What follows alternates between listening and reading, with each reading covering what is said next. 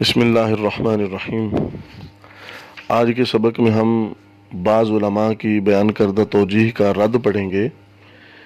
اس سے قبل ہم نے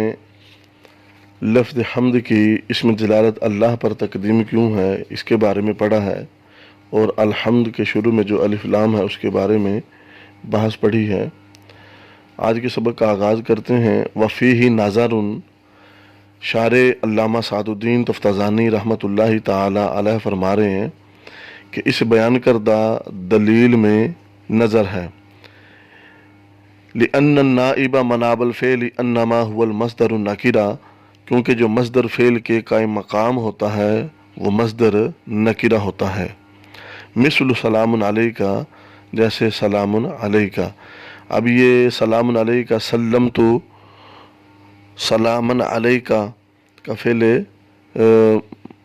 سلمت فعل مقدر کا مصدر ہے، اور یہ سلام نکرہ ہے۔ وحینئذ، اور اس وقت لا مانع من ان یدخل فیہ اللام، اور اس وقت اس بات سے کوئی مانع نہیں ہے کہ اس میں لام الف لام داخل کیا جائے۔ ویقصد بہ الاستغراق، اور اس سے مراد استغراق لیا جائے۔ فالاولی ان کونہ للجنس مبنی علی انہ المتبادر الی الفہم، تو اولا یہ بات ہے، بہتر یہ بات ہے کہ الف لام کا جنسی ہونا مبنی، یہ اس بات پر مبنی ہے کہ الف لام جنسی ہی فہم کی طرف متبادر ہے۔ الشائع فی الاستعمال، اور یہ استعمال میں بھی مشہور ہے، لا سیما فی المصادر، اور یہ خصوصاً مصادر میں ہوتا ہے۔ وعند خفاء قرائن الاستغراق، اور اس وقت جب قرائن استغراق بھی پوشیدہ ہو۔ او علی ان اللام لا یفید سوى التعریف،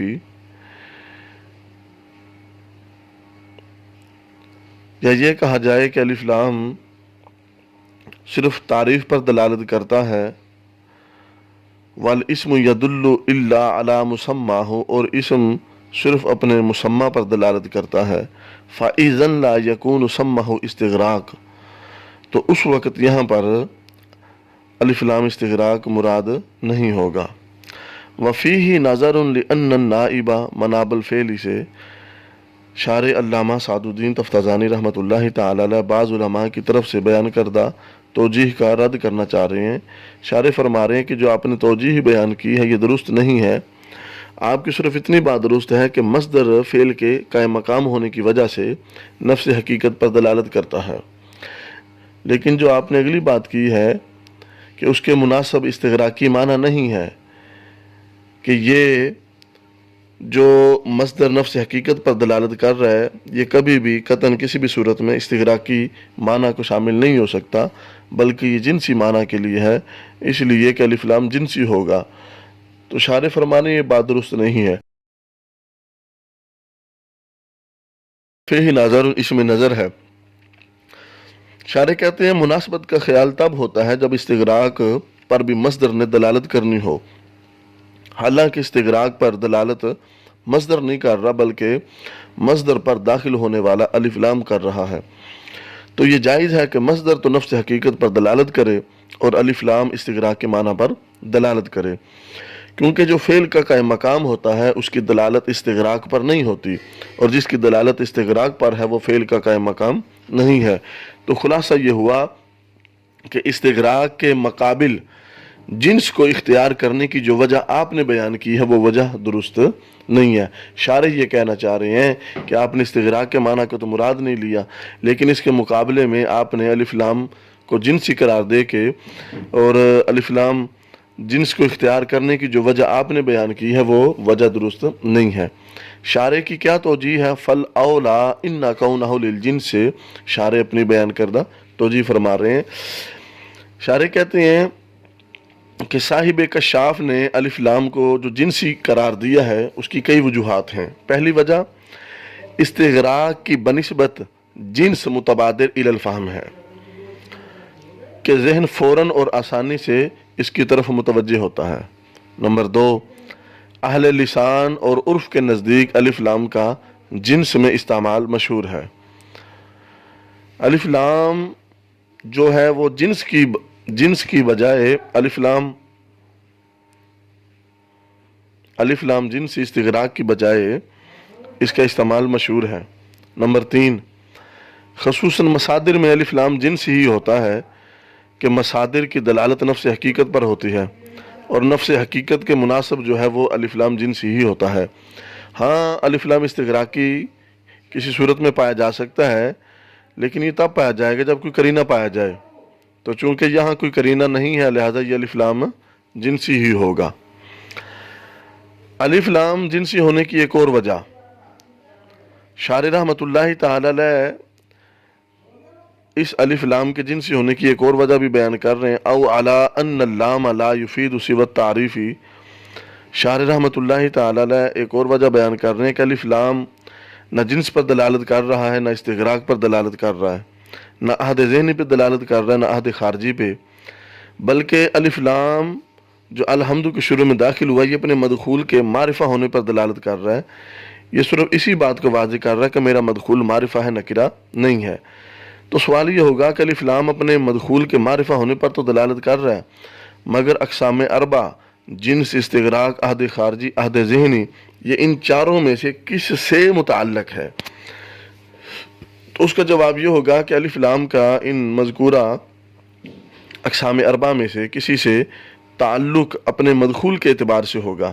اگر مدخول کی دلالت نفس حقیقت پر ہے تو الف لام جنسی ہوگا، اگر مدخول کی دلالت افراد پر ہے تو دیکھیں گے بعض پر ہے یا تمام پر ہے، اگر دلالت تمام افراد پر ہوگی تو یہ الف لام استغراقی ہوگا، اگر یہ دلالت بعض افراد پر ہے تو دیکھیں گے کہ یہ معین ہے یا غیر معین ہے، اگر معین ہے تو یہ الف لام عہد خارجی ہوگا، اگر غیر معین ہے تو یہ الف لام عہد ذہنی ہوگا۔ تو چونکہ یہاں پر جو الف لام کا مدخول ہے وہ ہے حمد، الف لام حمد پر داخل ہے اور حمد کی دلالت نفس حقیقت پر ہے، تو یہاں لہٰذا اس کا متعلق الف لام جنسی ہوگا۔ اب سوال یہ ہوا کہ شارح رحمۃ اللہ تعالی علیہ نے فالاولا فرمایا ہے، اس سے معلوم ہوتا ہے کہ یہ توجیہ زیادہ بہتر ہے، جو سابق میں توجیہ گزری ہے اس سے یہ توجیہ زیادہ بہتر ہے، کیونکہ اس میں تفضیل اولا، اس میں مقابلتاً معنی پایا جاتا ہے، جب مقابلتاً معنی پایا جاتا ہے تو یہ اس سے اعلیٰ ہوا۔ تو اس کا جواب یہ کہ بعض لوگوں نے جو توجیہ بیان کی تھی اس کی تقریر درست نہیں تھی، مگر شارح علیہ رحمہ نے جو توجیہ بیان کی ہے یہ ان لوگوں کی بیان کردہ توجیہ کو اس صورت میں لے لیں تو وہ بھی درست ہو سکتی ہے، یعنی یہ کہا جائے کہ الف لام اپنے مدخول کے معرفہ ہونے پر دلالت کر رہا ہے، چونکہ الف لام کا مدخول حمد مصدر نفس حقیقت پر دلالت کر رہا ہے تو اس لیے الف لام جنس کا ہوگا، تو اس تقریر سے ان لوگوں کی بیان کردہ توجیہ بھی درست ہو سکتی ہے۔ آگے علامہ انعامہ میں جو لفظ ما ہے یہ موصولہ ہے یا مصدریہ ہے، اس کے بارے میں بحث ہے، تو عبارت پڑھتے ہیں وما فی علامہ انعامہ مصدریۃ لا موصولۃ، علامہ انعامہ میں ما مصدریہ ہے، موصولہ نہیں ہے، لفساد ہی لفظاً و معنن، کیونکہ ما کو اگر موصولہ قرار دے دیں تو لفظاً اور معنن فساد لازم آتا ہے۔ اما لفظاً فالاحتیاج الموصولۃ الی التقدیر ای انعم به مع تعذرہ فی المعطوف علیہ، بہرحال لفظاً فساد اس طرح واقع ہوتا ہے کہ موصولہ جو ہوتا ہے وہ محذوف کا محتاج ہوتا ہے، فالاحتیاج الموصولۃ الی التقدیر، موصولہ محذوف کا محتاج ہوتا ہے، یعنی انعم به باوجود اس کے کہ جس پر عطف کیا گیا ہے اس میں محذوف ماننا متعذر ہے۔ اعنی علم لکون ما لم نعلم مفعولہ، یعنی علم میں کیونکہ ما لم نعلم اس کا مفعول موجود ہے، جو علامہ انعم و علم، تو جو علم میں ما لم نعلم جو ہے یہ اس کا مفعول واقع ہے، لکون ما لم نعلم مفعولہ ومن زعم ان التقدیر وعلمہ على ان ما لم نعلم بدل من الضمیر المحذوف او خبر مبتدأ محذوف او نصب بتقدیر اعنی۔ شارح رحمۃ اللہ تعالی علیہ فرما رہے ہیں کہ جس بندے نے یہ گمان کیا ہے کہ اس کی تقدیری عبارت یوں ہوگی کہ وَعَلَّمَهُ اس بنا پر کہ معلم نعلم ضمیر محذوف سے بدل ہے، یا یہ مبتدا محذوف کی خبر ہے، یا آنی محذوف کی وجہ سے منصوب ہے، تو شارح کہہ رہے ہیں فقد تعصفا، تو اس نے یہ غلط راستہ اختیار کیا، یعنی اس کی یہ تقریر درست نہیں ہے۔ وَأَمَّا مَعْنًا فَلِأَنَّ الْحَمْدَ عَلَى الْأَنْعَامِ الَّذِي هُوَ مِنْ أَوْصَافِ الْمُنْعِمِ أَمْكَنَ مِنَ الْحَمْدِ عَلَى نَفْسِ النِّعْمَةِ۔ اور بہرحال مانن خرابی کیا لازم آتی ہے؟ مانن خرابی اس طرح ہے کہ اس انعام پر حمد کرنا جو کہ منعم کے اوصاف میں سے ہے، یہ زیادہ اقوا اور اشد ہے نفس نعمت پر حمد کرنے سے۔ وَلَمْ يَتَعَرَّضْ لِلْمُنْعَمِ بِهِ لِقُصُورِ الْعِبَارَةِ عَنِ الْإِحَاطَةِ لِأَلَّا يَتَوَهَّمَ اخْتِصَاصُهُ بِشَيْءٍ وَلِيَذْهَبَ نَفْسُ السَّامِعِ كُلَّ مَذْهَبٍ مُمْكِنٍ، اور تاکہ حمد کی ایک شے کے ساتھ نہ کہ دوسری شے کے ساتھ اختصاص کا وہم نہ ہو جائے، اور تاکہ سامع کا نفس ہر مذہب ممکن کی طرف چلا جائے۔ وما فی علامہ انعامہ میں مصنف نے فرمایا کہ علامہ انعامہ اس میں مذکور جو ما ہے یہ دو احتمال رکھتا ہے کہ یہ ما موصولہ ہوگا یا یہ ما مصدریہ ہوگا۔ تو اگر ان دونوں احتمالات میں سے ما کو موصولہ بنانے میں موصولہ قرار دیں تو لفظاً اور معناً خرابی لازم آتی ہے، تو لہٰذا اس لفظاً اور معناً خرابی کی وجہ سے ما کو موصولہ قرار نہیں دے سکتے بلکہ مصدریہ قرار دیں گے۔ اما لفظاً فالاحتیاج الموصولات سے شارح رحمۃ اللہ تعالی علیہ ایک سوال مقدر کا جواب دینا چاہ رہے ہیں۔ سوال یہ کہ ما کو موصولہ بنانے سے لفظاً اور معناً خرابی کیسے لازم آ رہی ہے؟ اس کا جواب یہ ہے کہ موصولہ کے لیے صلہ کا ہونا لازم اور ضروری ہوتا ہے، اور صلہ میں ایک ایسی ضمیر ہوتی ہے جو عائد ہوتی ہے، جو موصول کی طرف لوٹتی ہے،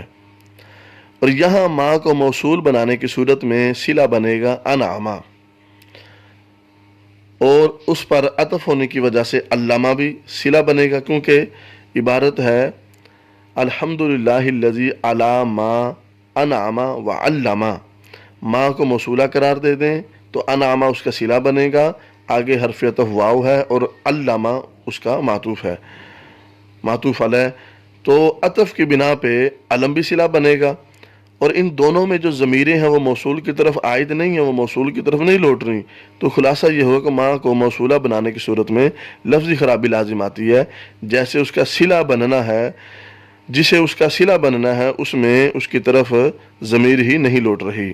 مع تعذرہ فی المعطوف علیہ اعنی سے غرض شارح ایک اعتراض کا جواب دے رہے ہیں کہ یہ خرابی دور کی جا سکتی ہے۔ وہ خرابی اس طرح دور ہوگی کہ ہم ما موصول کی طرف عائد ضمیر کو محذوف نکال لیں گے، کہ ہم ما کو موصولہ ہی بنائیں گے اور اس کا جو صلہ بنے گا، صلہ میں جو ضمیر ہوگی ہم اسے محذوف نکال لیتے ہیں۔ تو اس صورت میں تقدیری عبارت یوں بنے گی، جب ہم صلہ محذوف نکالیں گے انعم بہ اور علمہ کے ساتھ ضمیر عائد محذوف نکالیں گے تو عبارت یوں ہوگی علمہ، تو پھر عبارت یوں ہوئی الحمدللہ الذی علی ما انعم بہ وعلمہ۔ تو اس طرح آپ کی بیان کردہ، شارح کہہ رہے ہیں کہ اس طرح بیان کردہ توجیہ دور ہو جائے گی، اس طرح بیان کردہ جو آپ کہہ رہے ہیں لفظاً خرابی وہ دور ہو جائے گی اور ما کو موصولہ بنانا درست ہو جائے گا۔ اس کا جواب علمہ میں جو ضمیر منصوب ہے اسے مفعول لانا درست نہیں، کیونکہ علمہ کا مفعول عبارت میں موجود ہے اور وہ ہے ما لم نعلم، تو جسے آپ نے موصول کی طرف عائد بنایا ہے وہ اس خرابی کی وجہ سے آ ہی نہیں سکتا۔ پھر اعتراض ہوا کہ علامہ کے ساتھ ضمیر مفعول نہ نکالی جائے بلکہ موصولہ کی طرف عائد ضمیر مجرور نکال لی جائے، یعنی یوں کہا جائے علامہ بہ، تو اب مذکورہ اعتراض نہیں ہوگا۔ تو اس کا جواب یہ ہے کہ جار مجرور کو بطور عائد محذوف ماننا، اس میں دو مذہب ہیں۔ بعض کے نزدیک تو جار مجرور محذوف ہو ہی نہیں سکتے، تو اس مذہب پر تو انعم بہ وعلم بہ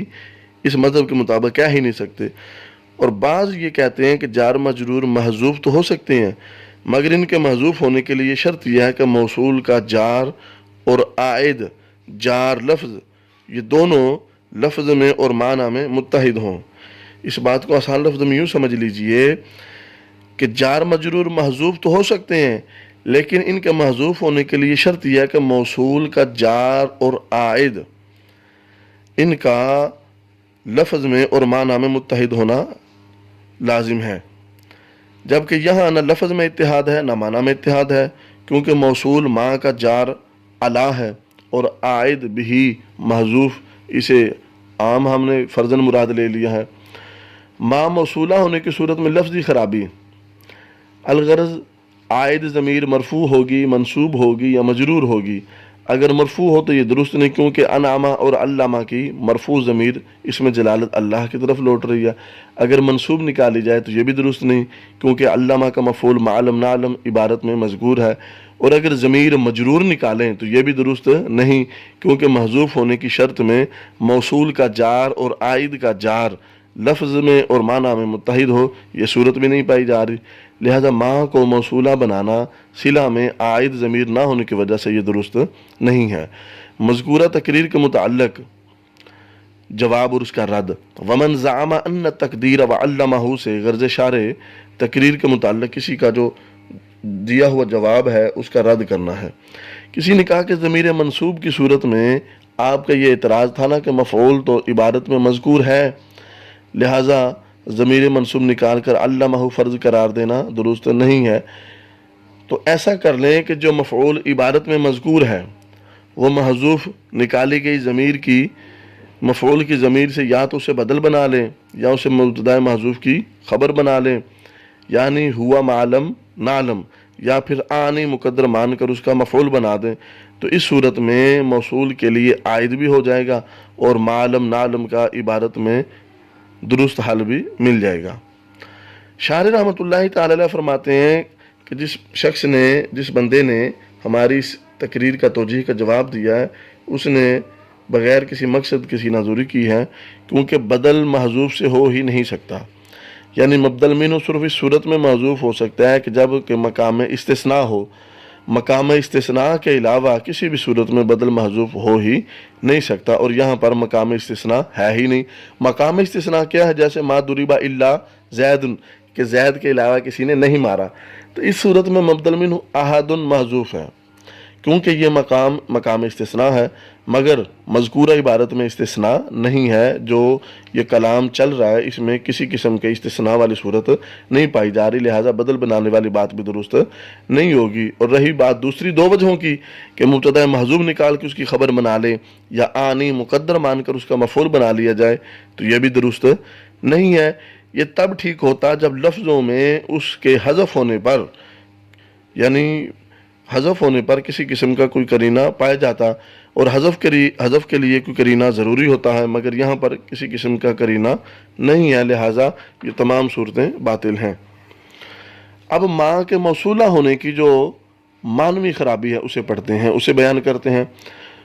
وَأَمَّا مَعْنًا فَلِأَنَّ الْحَمْدَ عَلَى الْأَنْعَامِ، یہاں سے شارح رحمۃ اللہ تعالی علیہ کی جو غرض ہے وہ ما موصولہ قرار دینے کی صورت میں جو معنوی خرابی لازم آ رہی اسے بیان کر رہے ہیں کہ اگر ما کو موصولہ بنائیں تو معنی یہ ہوگا کہ اللہ تعالیٰ کی حمد ہے اس نعمت پر جو اس نے ہم پر انعام کی ہے، اور اگر ما کو مصدریہ بنائیں تو ما مصدریہ چونکہ ما بعد فعل کو مصدر کے معنی میں کر دیتا ہے، لہذا انعامہ کا مصدر فاعل کی طرف مضاف ہوگا اور تقدیری عبارت علی انعام ہی ہوگی۔ تو اب اس صورت میں معنی یہ ہوگا کہ اللہ تعالیٰ کی حمد اس کے فعل انعام پر ہے، اور فعل انعام کا تعلق منعم سے بلا واسطہ ہے، جبکہ نعمت کا تعلق منعم سے بالواسطہ ہے، اور منعم کی حمد اس کے فعل انعام پر کرنا اولا ہے،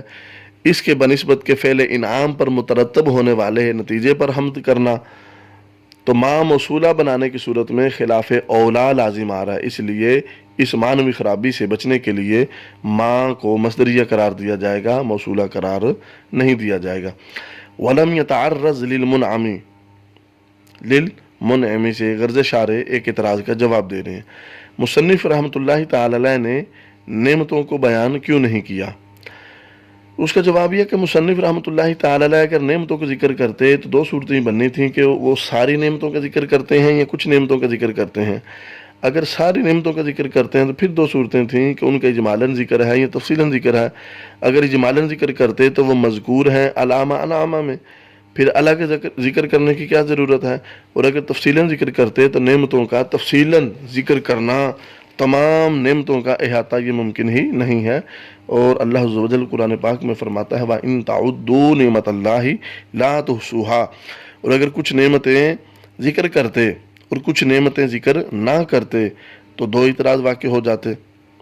تو ان پر بھی اعتراض ہو جانا تھا۔ اس لیے مصنف رحمۃ اللہ تعالی علیہ نے ساری نعمتوں کا ذکر نہیں کیا۔